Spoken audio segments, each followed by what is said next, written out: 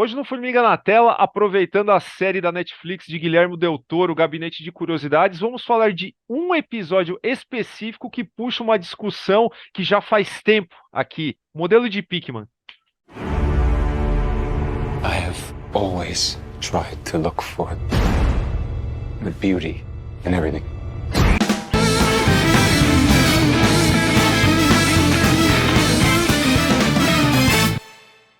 Bom, aqui no Formiga Elétrica, tanto nos vídeos quanto em podcasts, nós já falamos muito de Lovecraft. Inclusive, tem um podcast específico nosso falando da obra do Lovecraft no sentido mais geral. Algo em comum nas discussões é a dificuldade de se levar Lovecraft para algum meio visual, né? Seja em termos de série, filmes ou até mesmo quadrinhos, né? E por várias questões. Uma delas, que talvez seja a principal, é que o próprio conceito das criaturas e do sobrenatural no Lovecraft, por natureza, ele é meio que indescritível, por assim dizer. Embora o Lovecraft ele descreva, né, ele sempre coloca na visão de um dos protagonistas, e o protagonista ele quase nunca entende muito bem aquilo que ele está vendo, e o protagonista quase sempre fala que no momento que ele vislumbra aquele tipo de sobrenatural, ele já passa a questionar a sua própria sanidade. Então fica aquele dito pelo não dito, então visualmente é algo muito complicado. Embora, claro, alguns contos específicos do Lovecraft você tem até uma descrição visual bem detalhada e é assim possível você levar algo assim para o audiovisual ou para algo apenas visual como uma graphic novel, como um quadrinho. Entretanto, a tônica geral meio que impossibilita isso. Esse é o ponto 1. O ponto 2 é o próprio estilo de escrita do Lovecraft, que normalmente, aliás, normalmente não, né? A menos que minha memória esteja falhando, você sempre tem o relato de uma pessoa. E dificilmente você tem uma jornada de personagens, você dificilmente tem um enredo que é um pouco mais palpável para se adaptar numa produção audiovisual, por exemplo. Porque a partir do momento que você tem só um relato de uma testemunha, e essa testemunha ela não tem uma jornada em si, ela fala, ó, gente, eu tô ficando louco. Eu tô ficando louco porque eu vi tal coisa ontem, isso aconteceu, eu desci a escada, vi uma coisa assombrosa e tô aqui relatando para vocês. É basicamente isso, você não tem conflito entre personagens, por assim dizer, a ponto de você conseguir fazer uma adaptação ipsis literis disso, né? Você tem que adaptar muito, como é o caso aqui do modelo de Pickman, né? Que a gente tem esse episódio da série do Guilherme Del Toro, oriunda de um conto curto do Lovecraft, um conto até bem peculiar do Lovecraft, até lembra até tem muitos ecos com a música de Eric Zahn em vários sentidos. No conto, como eu até dei o exemplo, você tem um personagem que ele está à beira da loucura, sentado em algum lugar com algum outro personagem que ele está conversando, é meio que uma transcrição de um monólogo praticamente desse personagem. E ele fica falando, pô, tem o Pickman ele é um artista, assim, num nível incrível, um nível indescritível, só que as obras do cara são bizarras. E o mais bizarro nas obras do cara não é nem a imaginação e a técnica dele, mas sim da onde ele tirou inspiração. E daí chega no final do conto, eu acho que o spoiler tá liberado, né? No caso Aqui. do conto, sim. No caso do Então, conto, sim. beleza. Então, ó, spoiler do conto, ele fica falando muito da técnica do Pickman, fica falando que o Pickman é um artista genial, só que quando ele foi ao estúdio do Pickman, o que mais o surpreendeu, o que mais arrebatou sua sanidade, foi que ele descobriu que o Pickman não tirava as ideias de uma imaginação, e sim ele tirava de algo que existia. E como ele descobriu isso? Porque ele tinha os quadros bizarros, né? O Pickman pintava quadros bizarros, e o protagonista, ele chega perto de um quadro e tem um papel ali que é uma foto. E quando ele pega aquela foto, ele vê um monstro na foto. Ou seja, o Pickman não desenhava monstros a partir da imaginação, e sim monstros a partir de uma realidade da qual ele tinha acesso. But around this man and his work, the darkness has a way. Antes de partir também para a sinopse do episódio em si, que tem várias diferenças, né? Parte de uma mesma premissa, mas assim, toma várias liberdades, tal, o que é bom, né, no final das contas, porque ninguém nem haveria como, né, trazer esse formato de relato assim e ser tão contundente quanto o conto pode ser, até porque o conto ele é um tanto datado, porque a fotografia, sabe, não era, naquela época não era o que é hoje, né? Que você tem inúmeras montagens, você tem Photoshop para fazer criar um monstro ali realista, tal, para enganar alguém. Então, ou seja, o conto ele perde nessa questão técnica. Então era preciso, mesmo que ambientando isso no começo do século XX, né, no episódio em si, você precisa, sei lá, modificar a parada para que soe de fato convincente para o público de agora. Só que antes da gente entrar nessa direto, né, em como foi adaptado, né, o processo de adaptação, a gente tem que falar o seguinte: nenhum de nós aqui está vindo para, sabe, com um discurso arbitrário, ó, deveria ter sido isso, deveria ter sido aquilo, porque não é o caso, tá? A gente tenta encontrar aí um equilíbrio entre não apenas o discurso, tá? E isso também é um negócio assim muito polêmico, né? Porque o discurso do Lovecraft, em diversos momentos, ele é super racista, ele é super, sabe, problemático no sentido de exclusão, né? Mas sobre o clima, né? A gente procura encontrar obras aqui, quando a gente fala, né, de adaptações de Lovecraft, a gente sempre procura apontar as obras que conseguiram, de fato, encontrar o clima, né, e o tipo de sutileza psicológica que é proposta, né, nesses escritos. E dentro desse contexto, uma série de antologia, obviamente, muito mais do que um longa-metragem, em se tratando de contos curtos. Uma série de antologia ela é um veículo mais adequado para se tentar atingir esse tipo de coisa. Aqui no caso da série do Guilherme Del Toro, você tem vários diretores, alguns mais conhecidos, outros novos aí, mas promissores no caso, e o Guilherme Del Toro também mexendo nos roteiros de alguma forma. E o modelo de Pickman, ele vai mostrar um personagem assim, envolvido numa academia de belas artes e tal, aonde ele conhece o tal do Pickman, que é um cara, assim, muito estranho, né? Já no seu visual, já na sua postura, ele é um cara estranho, mas a obra dele é muito mais estranha porque ele não desenha o que ele vê. Ele tem assim um laivo de imaginação que transcende o modelo, no caso. Então já começa bacana por isso, né? O conto não tinha essa parada. E aos poucos nós vemos que esse relacionamento entre um cara que segue uma carreira nas belas artes ao mesmo tempo que ele, no começo, né, na sua juventude, ele conhece o Pickman, e ao visitar o estúdio do cara, ele é super impactado a ponto de nunca mais esquecer, e é mais impactado ainda quando esse cara retorna para a vida dele anos depois. Vou dizer que a adaptação, e de novo, né, a gente tem que separar o joio do trigo.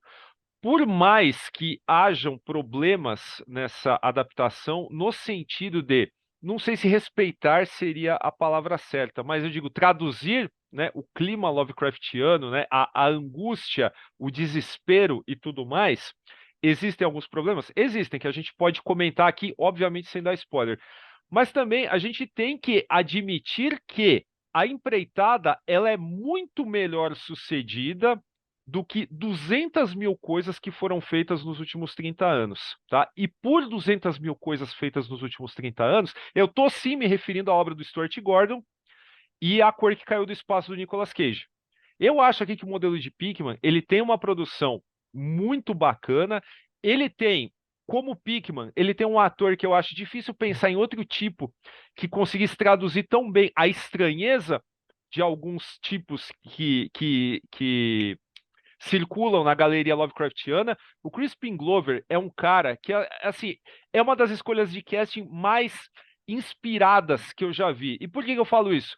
Não é só porque o cara ele tem uma fisionomia engraçada no sentido de ser pouco usual, ele tem uma postura que é meio atarracada, mas ele também não é gordo, ele não é magro, e ele também, a cara do ator, eu não sei se é maquiagem ou se ele é assim mesmo, mas a cara do ator ela tá num limbo que é difícil dizer qual é a idade desse cara. Então, o quesito estranheza para esse personagem, no episódio, ele tá super bem traduzido, né? Agora, quando você fala de pinturas que têm o poder de enlouquecer outros personagens, você tá entrando num terreno assim, sabe, para lá de difícil, né? E eu acho até que certas coisas que nós poderíamos reclamar, e nós não estamos falando que não gostamos, obviamente. Já viram nosso Instagram lá, eu já elogiei a série, já falei que ela é bem bacana, ela me surpreendeu em vários aspectos. Um deles, me parece que é a orientação visual mesmo, que acaba fazendo com que se prefira um caminho mais, digamos, gráfico, né, do que sutil e psicológico. E talvez nesse ponto ele acabe desagradando algumas pessoas, tá? O que não significa que, de novo, não é ruim, é bom, tá? E é melhor, né? Para mim é um passo à frente no quesito adaptações de Lovecraft. Catching me. Do you feel it, Will? The fear. A adaptação é até complicado, porque, como eu falei no início, o conto ele é curto, ele é falado do ponto de vista de um só personagem, você não tem jornada alguma, né? Você só tem um personagem falando, ó, eu fiquei louco e eu fiquei louco por causa disso. Né? Você não tem uma grande jornada, você não tem um dilema, você não tem isso. Coisa que para um conto funciona, porque é algo mais conceitual, tudo mais, é para um público específico aqui. Então, quando a gente vai para uma adaptação abrangendo um público maior, tendo que ter uma narrativa com alguns dilemas, outros entraves, então, nesse ponto, eu acho que a criação até do Guilherme Del Toro e outro roteirista que eu não vou lembrar o nome, eu acho que eles mandaram bem, muito bem. Em que sentido? Primeiro, como o Daniel falou, quando você tem o Pickman ali junto com os outros pintores, primeiro ele já se destaca de todos, né? Só visualmente e o modo como a câmera pega ele. Isso é interessante, isso você não tem muito no conto. Outro ponto é isso que o Daniel falou, que é diferente no conto, mas que é muito legal aqui no audiovisual, que é o Pickman, ele pega algo real, como por exemplo, tem um modelo físico ali, que os pintores estão se baseando para a sua arte, e ele faz algo além. Já no conto, só tem lá o estúdio dele com as obras bizarras. Então, isso é legal, você vê a diferença do Pickman aí. Agora, essa questão aí que o Daniel falou do visual, que o episódio tentou ir no lado mais gráfico e menos sutil, quando a gente fala de terror, tem uma linha muito tênue entre você ser sutil ou você ser covarde. Porque às vezes você ser sutil quer dizer que você foi muito covarde de não querer mostrar acaba que a sutileza não é uma qualidade. Já tem outras obras que a sutileza é sim uma qualidade. Aqui no modelo de Pickman, é muito confuso você, como um roteirista e um diretor, pensar qual lado seguir, porque você está falando de uma obra que, essencialmente, ela necessita do visual. Você está falando de quadros, né? Você está falando de quadros. E se você fizer só pegar o quadro por trás, assim, só a reação de quem está vendo o quadro, pode soar meio covarde.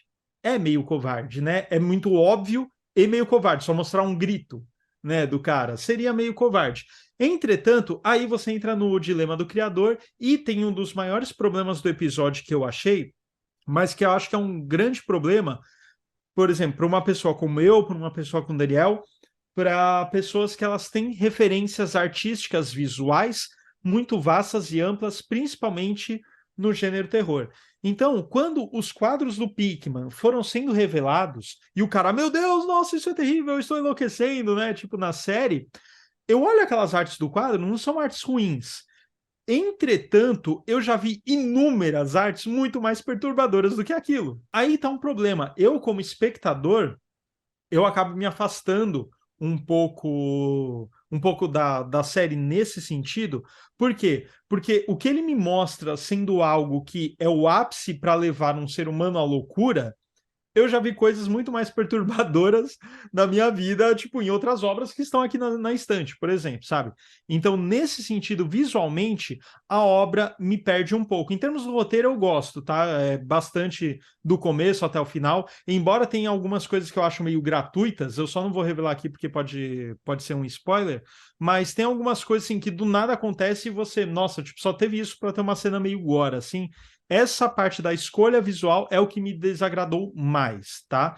E é curioso porque essa é uma parte relativamente fiel ao conto, porque no conto o cara fala, o que me impressionou não foram nem as feições, nem as criaturas, mas sim que parece que o quadro tem vida, tem movimento, e é uma escolha que eles fazem na série. Entretanto, por exemplo, algo que me perturba mais é que No conto, e aqui, assim, só para eu deixar muito claro, aqui eu não tô de nenhuma forma falando que deveria ser mais fiel ao conto ou não, não é nesse quesito.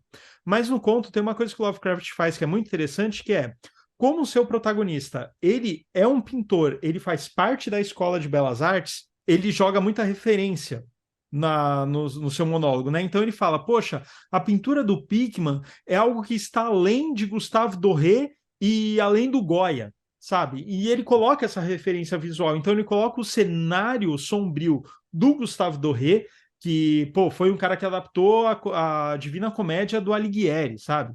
Ele fala que ele tem expressões faciais que vão além de Goya. Então, o Lovecraft, em seu conto, ele já dá referências visuais absurdas e ele fala, ó, o que eu tô descrevendo vai além desses caras. Então você tem um ponto de partida visual que já te deixa uma pista na cabeça, só que ele fala do além. Já quando você vai no visual da série, tá abaixo de todos eles, né? Então isso complica um pouco, mas também há de se relevar que é algo que não daria para descrever visualmente de uma maneira que agradasse todo mundo, né? Porque, enfim, automaticamente, quando você fala algo que enlouquece quem vê, se você assistiu o episódio e não enlouqueceu, já foi um ato falho, né? Exatamente. Mas a gente tem que louvar também, cara, que assim, o título do nosso vídeo já deixa isso claro, né? O eterno problema com Lovecraft. E não só com Lovecraft, cara, que a gente fala dele aqui, pode ser, sei lá, o eterno problema com o horror cósmico. É um negócio assim que saiu da literatura, cria-se um problema para qualquer criador. E parabéns para quem, sabe, tenta fazer alguma coisa em cima disso. Aqui no caso da série do Del Toro, você tem um diretor que é até inexperiente, né? Como você tem um time aí de caras aí, é tipo, pô, deixa o cara tentar, né? Nesse sentido, a gente tem, já é, como é que se diz? Atraente pra gente assistir. Muito mais, e ó, caras, sim, desculpa quem vai me apedrejar por causa disso, mas muito melhor do que, sei lá, se fazer um filme de zumbi com Reanimator, cara, com, sabe, para mim é muito mais legal. E assim, nada contra a obra do Stuart Gordon. O problema é que quando você tenta colar isso e dizer que, nossa, são adaptações dignas de Lovecraft, não são.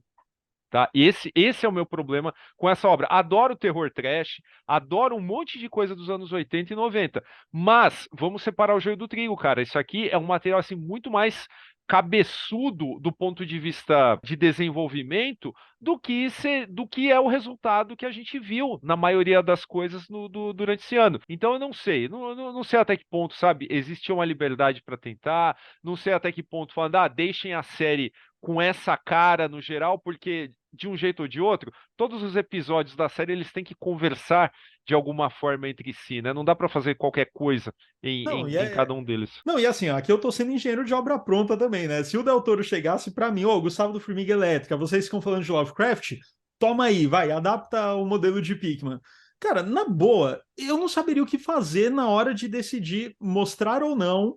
Eu não saberia. Porque se eu tomasse a decisão de não mostrar, não seria uma decisão meramente conceitual. Seria uma covardia de minha parte. Seria uma covardia, porque eu não saberia como mostrar. E na hora de mostrar também, eu não saberia como fazer melhor. Porque, o desenho tá bom, vamos chamar um maior artista com um traço mais aterrorizante do mundo. Ainda assim vai ser um traço de alguém que, bom, pelo menos a princípio, não tem contato com o sobrenatural. Né? Então, assim, você pode pegar o cara mais top de artista que não vai chegar na sensação que o protagonista tem ao ver aquele quadro. Assim, automaticamente não tem. Por essas e outras, fica complicado. Mas, como o Daniel falou, pô, tenta. E saiu um resultado legal, saiu um resultado bem legal. Assim, esquece o conto Lovecraft, tá? Esquece tudo do Lovecraft, pega e assiste esse episódio com a mente totalmente livre. É um episódio muito bacana. É questionável algumas coisas? Sim, é questionável, principalmente algumas decisões de roteiro, como eu falei anteriormente. Entretanto, poxa, é um episódio super bem resolvido.